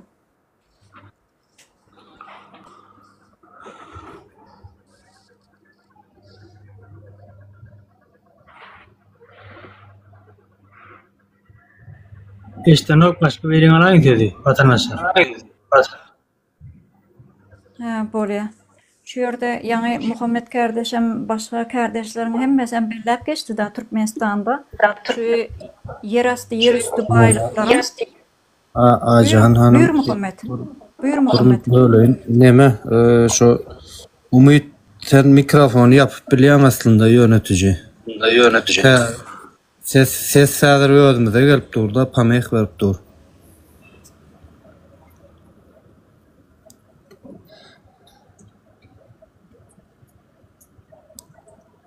Men sesimi eşitliyam ka? O gelip dur. Şu an uğraştı mı Umut? Yok, şol neme sesimi yapıp bilemok deyip da Umut onu yapabiliyor sesini. Neme deyip. Nastroykalarda bar ol. Yaptım. Geple verin. Ha. В общем, ben şu birinci bilen şu yeni vurgadak her yazayım neme gepleşin başında haş eden şu paylaşalım. İldeşler yazayımızı, yayınımızı. Sebebi hazır başka bir yolu yok da endi biz ne etmeli? Halk şol insan kısmına çelle vur çaresiz galyança deyip düşünülüyor aslında da yani ben fikrimce bir çaresizliğin sonu yok da ne bir hazır görüyorsa yani şol ikin biri demediyandır. Aşkavat'ı görkediyandır. Aşkavat Akşehir yine akıllı şehir bir bolor bolwasy o tayda bir belki 1000 tane adamın keyfini kalan 3 milyon 4 milyon adam seyretmeli değil da. Hani hem şunu edilen ol Aşkavat'tine bolya bağmışın Aşgabatda hemme zat. Yani näme üçin beýleki vilayatlarda yok. Yani marinal görelin marda hazırny yol ötönüň şol yol ötönüň belli bir ýerinden dünýäde ýankyl gaz goru boýunça näçin jerde duran bir uly bir gor alınıpdyr. Şo taýdan häzir gaz çykypdyr. Munuň hem athody bar. Athod diýilýär ýanky ýerinde gaz alynandan soň galýan kükürdi bar da, ana şo kükürdüň hem şo taýynyň halky ezedini çekýär. Şo derece bir biperwaýlyk, şo derece bir demelik bar da, äsgermezlik bar. Birinji bilen halky. Häzir şo taýynyň, şo ýeriň eýesi şol ýankyl gaz goru boýunça näçin jerde dünýäde bir sanaly ilk onluğa girýän bir ýerde ýaşap oturan halka bunuň asyl nemesini ýankyl gaýmagyny iýip ýerden hem şo taýgam bunuň nemesini galyndysyny taşlaýarlar. Ol halk ol çıkan behwitden çıkan gazdan peýdalanma beýlede dursun. Şondan galan galyndylaryň ziýany bilen ýaşaýarlar. Ol kükürdi mäzir näçe kişi ziýan berýär. Adamlar 40 ýaşa ýetmän, 50 ýaşa ýetmän ölüp gidip oturýarlar. Bu näme demek bu? Halk şo zatlar üns bermeliler birinji bilen. Onam yani düşünmeýän bolup biler adamlar dogry. Ýyllaryň dowamında ýankyly çağlar baryndan başlap mektepden geçip, gullukdan geçip ýa-da ayal gyýylarymyz ýankyly bir şeýler düşünjede ýetişdirilýär. Erkek bola boyun egmeli. Erkenki dogram bolsa, ýalňyşam bolsa, şonu kabul etmeli diýilýän bir düşünjede ýetişýän enäniň ýetişdirýän çagasy näýil bir çaga bolup ýetişýär. Ana hälam aýdyp geçişmeýär şol maksat näme? Şo taýda uly ogurlaryň behwidini goramak. Uly ogurlaryň behwidini kim gorýar? Prezident gorýar, minister gorýar, sudiýa gorýar, polisiýa gorýar. Ana esker gorýar diýjek ki, esker o taýda elten oklaram. Eskerleň elinde yaragan beren oklar ellerine yeter yetmez bir iýmit bilen ana eskerden ölüp gelýän ýyldaşlarymyz haýsy. Ondan soň ýankyly bir eskeriň ýokary wezipeli gulluklarynda, işlerinde işleýän adamlar asliýetinde şu syýasy guruluşlar bardyr, siýasatçylar, hökümet. Şol aslında eskerden gorkmaly. Ben bir ýalňyş hereket etsem häzir esker men bir ýeňseme bir şarpygy çalaýmasyn diýip şoň ýaly gorkulmaly esker aslında. Esker näme üçin? Esker bir ýurduň heme ara şäklaryny gorar daşary düşmandan. Hem içeri düşmana da göz gulak bolar. Ýurduň içinde de bir şeýle düşmanlar dörep biler. Şolaram men eýeçilik edeýin diýip asliýetinde dünýäniň köp ýurtlarynda, guruluşlarynda eskeriň hem söz haky bardyr, söz ýeri bardyr. Bizde näýil esker? Iň soňky bir ýada da düşenok, gözde miýlenok, şo derejä düşürilen bir esker bar. Ana biziň ýurduň demes şol ýagdaý şol. Eýeçilik duýgusy öldürilen doğruluğunu hiç kim gorap bilenok, halk öz arasında da düşünüş bilenok ağala ýagdaýa getirilen, ýörüýte getirilen.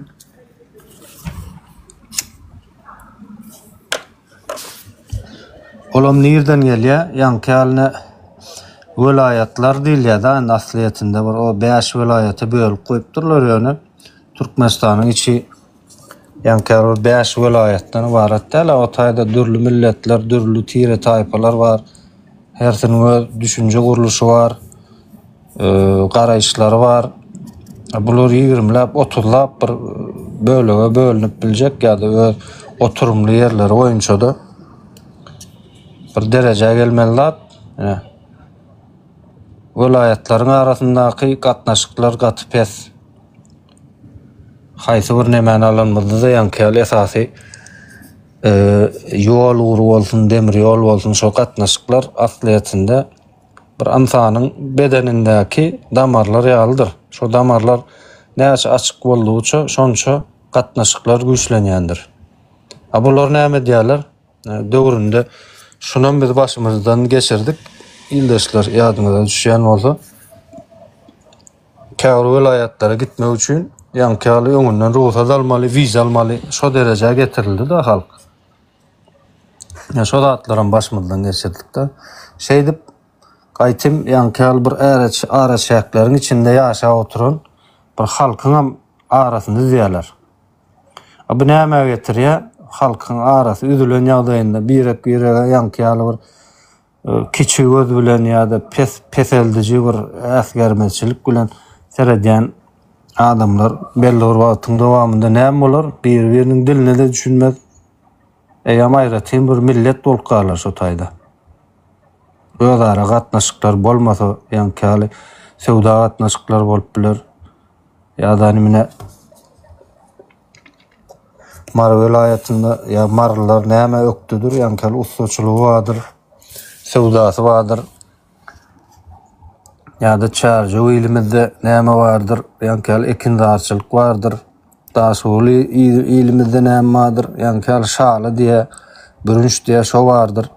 Bu zatlar adamlar bir-birine ýakynlaşdyrýan bir faktorlarda. Ýöne şo zatlarym halk bir-birinden uzak kalsın. Şular bir-birini äsgermesin, bir-birine kiçi göz bile seretsin. Bu maksady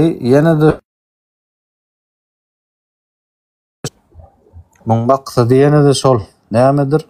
Ulugurlar, ulugurlaryň behbidi. Indi şu zady biz hemmämiz görüp durkak, düşünüp durkak. Muňa beperwa garamak ýa-da bolşuna göre, bolbererta gidişine göre diýen ýaly bir düşünje bilen seretmen göremeýän beperwaýlykdyr. Hemem ýanky watandaşlyk, ýurtdaşlyk borjy ýokdur, ýani özünde bir jogapkärçilik duýmaz. Başga ýerlerden birileri gelsin, bizi halas etsin, ýa-da nimne mümkinçilik bolsa ýurduň daşyna gaçyp gideli, şo taýlarda ornaşaly, maşgalamyza alyp gideli. Şo taýlarda ýaşaly, ömrümizi şo taýlarda dowam edeli. Bu näme diýmek? Eýeçilik duýgusy ýok diýmek. Eýam özüne degişli bir toprağım nemesini özüne alyp bilenok jogapkärçiligini, eýeçiligini. Mesele şu taýda. Ben jemledim. Sag bolun. Sağ ol Muhammed kardeş. Şu yerde vatandaşlar şu yayını paylaşmanızı, köprek like basmanızı şu yerden sizden haýyş etip yüzleniyiz.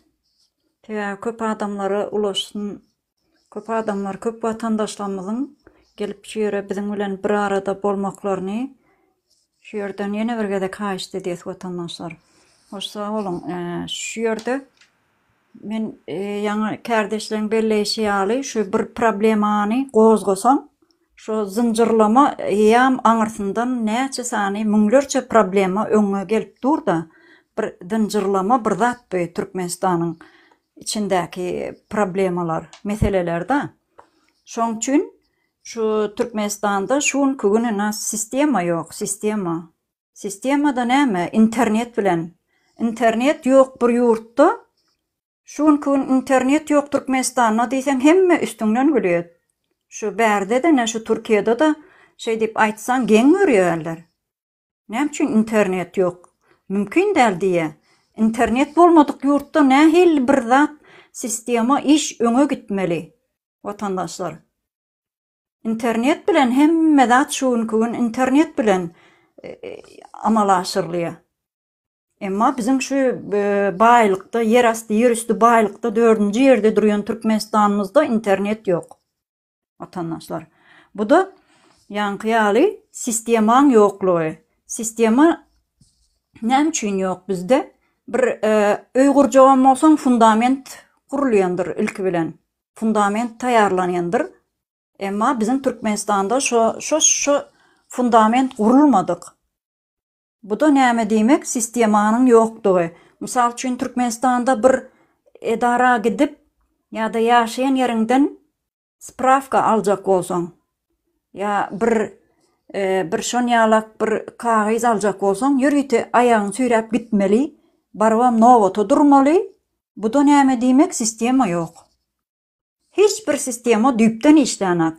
Yani şu Muhammed kardeşim, beylek kardeşlerim bellep geçti da Türkmenistan'da öndürülen nevitin gazın bize hiç ili statistikası berilenek vatandaşlar. Şunu başka bir yurtta başka bir yurtta şunu yalak ön çıkarılan olsa yer astı yer üstü baylıklar öndürülen olanla ol sagatma sagat şon näçe kub metri çıkarıldı, näçesi işlendi, näçesi halka sarp edildi, näçesi hazina koyuldu. Bu zatları sagatma sagat özi sistema boyunca biz göz yetirip bilerdik. Emma Türkmenistan'da şu zatlarının hasabatını sormalı vatandaşlar biz. Biz şu yerde şu kuramamız, zenanlar kuraması bolmağına qaramazdan biz şu canlı yayını açıp şu yere vatandaşlarımızı has köprek çekelin, vatandaşlarımıza köprek bilgi verelim, öz fikirlerimizi şu halkımız bilen, vatandaşlarımız bilen, yurttaşlarımız bilen Türkmenistan'ın daşına içinde yaşayan olsun, fark yok. Şolar bilen öz fikirlerimizi paylaşalım dep şu yerde sizin bilen bir arada vatandaşlar. Şoň üçin köprek bizim bilen galyň, bizim bilen pikirlerinizi köprek paylaşmaňyzy ýene bir gede kaýyş edip ýüzlenýän şu ýerde. Söz aljak vatandaşlar bar bolsa baş üstüne. Bu ýerde men elmem galdyrdım ýene göni girdim. Başlarsyňyz. Ha, gel. Bu ýerde şol ýanky näme meselesi bar da, ana biz häzir ýanky çaýhanada da gündelik gedýän gurulmalarmy has bir näme görnüşinde, aktiv görnüşinde ýerine getirýär. Onuň üçin birinji bilen şol ýanky gatnaşyjylar näme etmeli? Ýayınlary paylaşmaly, ondan da şaram kardeşlerimizden birazcık has aktiv bolmalaryny mene isleýän. Bu meselede gerek bolsa ýene de bir bilerek bir nemesek ýygnaşy getsek Aycan hanım. Ha, doğru.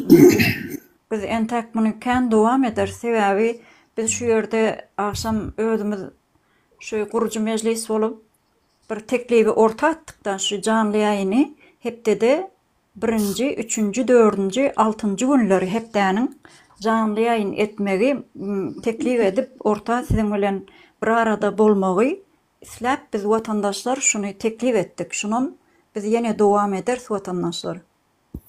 Başka da öz pikirlerini goşjoklar bar bolsa bize gelip goşulup bilerler. Hukman goşulmaly vatandaşlar. Oğuzhan buyur. Buyur Oğuzhan. Oğuzhan. Bir şu halkımda şöyle bir bilgi verecek bolýanda. Şimdi nähil edip şu meseleleri ortaya çıkarmaly, nähil edip ýurdu gutarmaly diýen sözlerine ýa-da hemme daha düşünüp otýarlar ýöne şunun näde başlajagyny bilen oklar. Şonuň üçin herkes biri-birine acısyny paylaşıp ýa-da görün ýerinde bir samimetini görkezip, Türklerin äýli. Görün ýerinde hemen bir düşdüm hemen barıp eline çekmeli bilýändirler. ýa-da kömek etmeli bilýändirler. Biz şu daatları başladık günümizde biz oýanyp başladığımızdır. Şu daatları etmeli. Türkmen görün wagty kaçmaly däl. Ve şoňa ýardam etmäni. Bir-birimizi elimizden tutmaly öwrenmeli. Şu haçan bir-birimizi elimizden tutmaly öwrenen wagtymyz bize ýurdun eýesi bolup bilýär. Ýa Türkmen dolandyrýar. Ya da bir yerde iş görüp berse de şonun pul almana çalışýar, aýlyň ýartyny verirsin. Hepmekçi geň görýär berde. Gary işi girmek üçin pul berýärmi? Ya da şu yerde iş tap berýän diýip senden pul almana çalışýar. Şu daatları etsen daha sen kötü güllere tarap gidip barýar. Öte sen şonu işsiz galdymy, eline tutup işe yerleştirip bilýän ýerinde habar alıp, jaňlaşyp durup, şoňa destek bolduňça şol ortada biri-biriň arasynda samimet döreýär. Hem watan duýgusy başlanýar milletde. Öz-özüňde duýgu başlanýar. Nähili bir bölmen bir ýerlerde. Näme üçin geldik diýip iki arada bir gurrunlar başlanýar. Şu zatlara başlamaly biziň millet. Bir-birine saýgysy, ajysyny paýlaşmany, çukura düşdi elinden çekmäni. Şu zatları öwrenen güni biziň halk ayaklanmaga da hiç nemesi gerek yoktur. Yüzünü uğruna yakıp giderler. Bizim halkın bir samsık millet değil. Yani şu güne bizi yürüyü telak getirdiler. Bir-birine düşman edip, bir-birine kışkırıp, problemanın başka yerlerden gözlep, öz üstlerinden eltmeyecek bolup. Şu dağıtlardan başlamalı. Biz täzeden, külden oyanmalı. Külden toplamalı. Hemme dağıdı. Yurdu täzeden kurmalı. Şoň üçin hem samimete girmeli. Halk biri-biriyle sile hormata başlamalı. Yani Gurcu mecliste ne ayli? Biri-birine ne ayli saygılıdır. Hemme vatandaş şolar ýal bolanda biz yurdu eýesi. Biz yurdun eýesi bolup bilýäs. Bir-birimizden kaçmalı däl. Bolýa sag bolun. Sağ ol Oğuzhan. Sebäbi saparagada, kän çykyşlarda da, çayxanada da, toplantılarda da bellep geçýär. Şu samimi bolonma, ondan samimi bolonma hemme zat öz-özünden çözülmeli diýdi. Şu dogry bellep geçýär. Sebäbi her kim misal üçin adam özü ayna seredip özünüň nirede näme iş etip ýörendigini bir seredip durup pikir etse hemme zat öz-özünden çözüljek. Sebäbi yurtdaşyna gitmek diýmek bize çykalga däl watandaşlar. Yurtdaşyndan bir çörek puluny, ekmek puluny gözlemek gaty utanç zat. Ajan hanım benim bir söz aldım. Baş üstüne parahat, buyur. Şöyle yani Oğuzhan kardeşimiz, vatandaşımız katkı sözler etti. Buna neyme diýilýär? Agzylyk beýle derler. Agzylyk diýip bana diýilmeýär. Yine aydalar ayagdy bir näme, agdy bir dälbir. Biziň pikirimiz bar. Buna pikir birlik diýilýär. Agzylyk dagydyp bolýandyr. Her zaman her näçleseň. Agzylyk bolýan näler? Pikir bir bolup bolýandyr. Pikirimiz bir, ýüreğimiz bir, aljakalymyz bir. Şoň üçin berde pikir birlik, alalaşykly, saýgyly diýendir. Unutmaň vatandaşlar, buna agzylyk diýilmeýär, pikir birlik diýilýär. Onu halk öz dowrlary, öz arasynda hökümetiň edýän terörçilik hereketini, näde bolup dolýan aşyklaryny öz arasynda halk öz açta gurrun etip başladymy? Ana şol halk ta ayaklanmaga ta niýmekdir.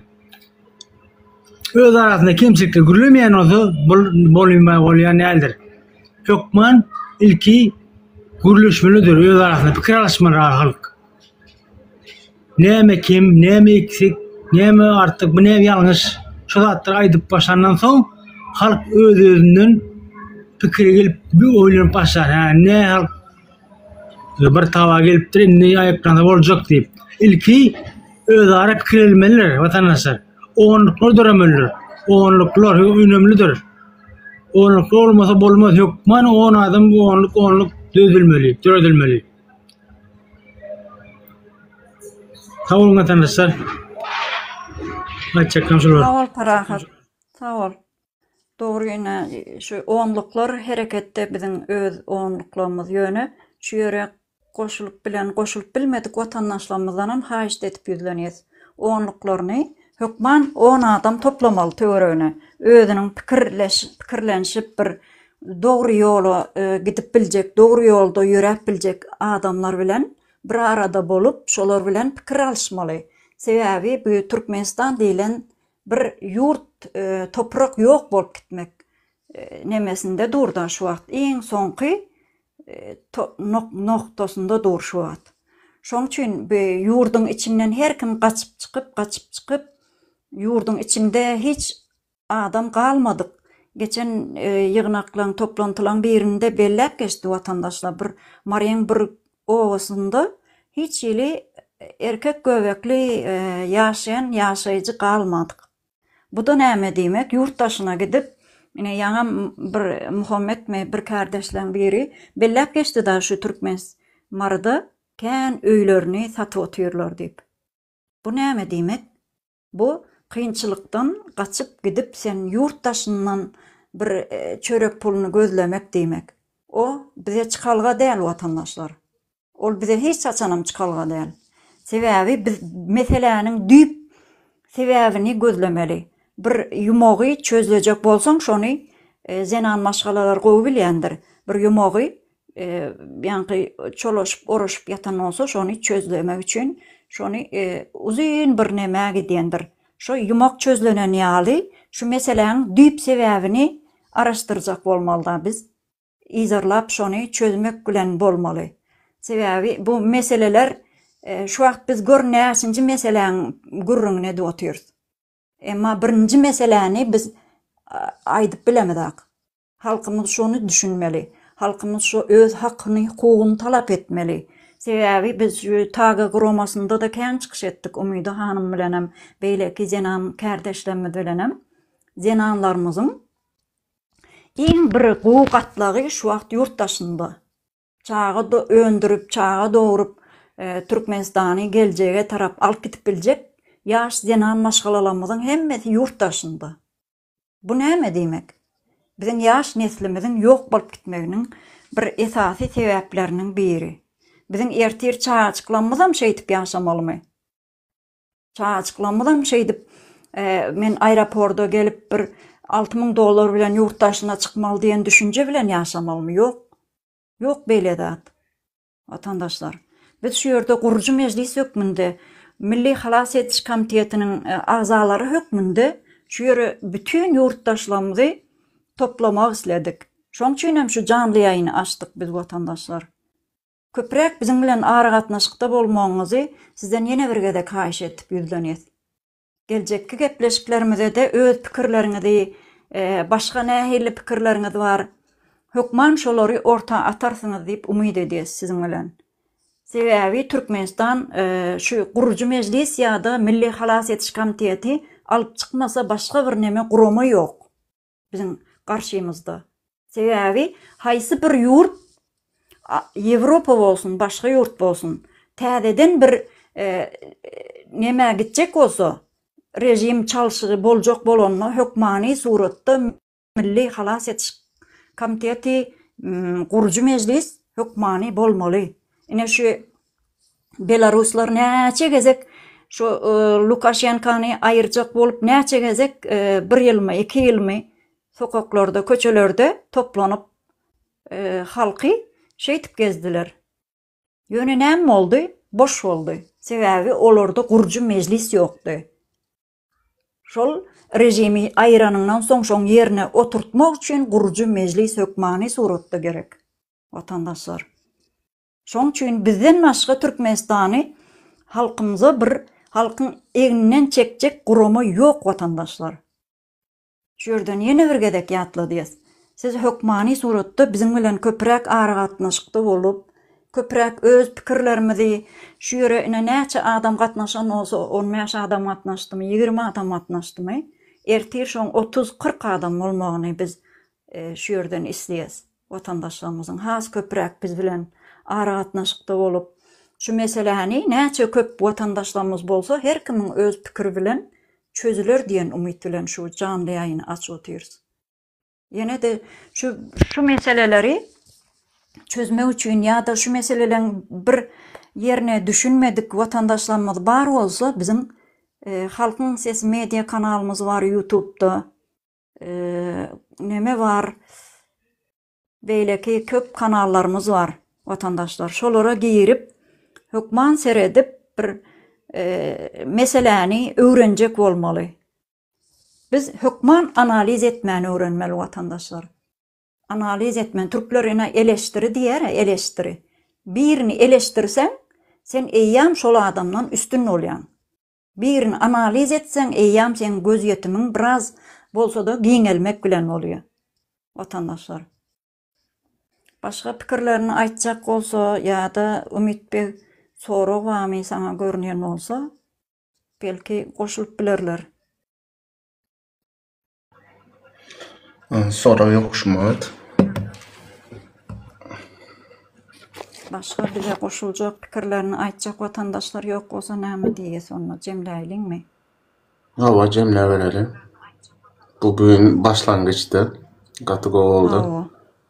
Hawa. Hemmeňize köp sag Genelleri bolun. guramamız bolan üçin hawa, Ümit Bey sana da köp sag bolsun aýdy. Sebäbi şu ýerde janly ýaýny açyp bize şu ýere bir ara toplanyňyz üçin, şu watandaşlarymyzyň gelip öz pikirlerini halkymyza öz dilleri bilen ýetiren üçin köp sag bolsun aýdy. Sebäbi bu tagy guramasy gaty ertir denanlarymyzyň arkasynda durjak, şolaryň bir arkasynda dag ýaly bolup durjak guramalaryň biri. Sebäbi denan maşgalanyň gaty köp evine ýük düşüyor. Biz muny kän çykyşlarymyzda aşaňçylyp aýtdyk da. Ýa-ni watandaşlarymyzyň aýtyşy alana mar taraplarda zavod fabriklerde zavod fabrikleriň galındysy diýdi Muhammed kardeş bellek geçdi. Şol zäherli bir maddalar denan maşgalalaryň önelbesizligine de getirip bilýär. Her hili hastalyga, her hili kesellere ýol açyp bilýän näme şol. Şo zavod fabrikler. Şu meseleni gozgasaň şu eliňe gelip dur Türkmenistan. Onuň üçin bu bugün ertir gutarjak meseleden watandaşlar. Şu gepleşikden birazajygam bolsa özüňize gerekli bir maglumaty alan bolsaňyz, pikirleriňiz has birazajyk giňelen bolsa biz ýene de gaty bir begençli duýgulary başymyzdan geçirýäs da watandaşlar. Şuna gelip öz pikirleriňizi ýazanyňyz üçin kommentlerde de köpräk ýazmaňyzy ýene de haýyş edýäs watandaşlar. Bizim bilen köpräk galmaňyzy, şu ýaýyny köpräk paýlaşmaňyzy, köpräk abone bolmaňyzy, bize gelip köpräk pikirleriňizi aýtmaňyzy ýene birgede haýyş edýäs watandaşlar. Ertirem janly ýaýynymyz bardyr. Halkyň sesi Türkmenistan kanalymyzda boljak saat 9-da, geç saat 9-da. Watandaşlar şu ýerden ýatlatmak isledim. Şoň üçin hoş sag bolun, bizim bilen köpräk bir arada bolmaňyzy isleýäs watandaşlar. Hoş sag bolun, ertirki ýaýynymyzda görüşençe.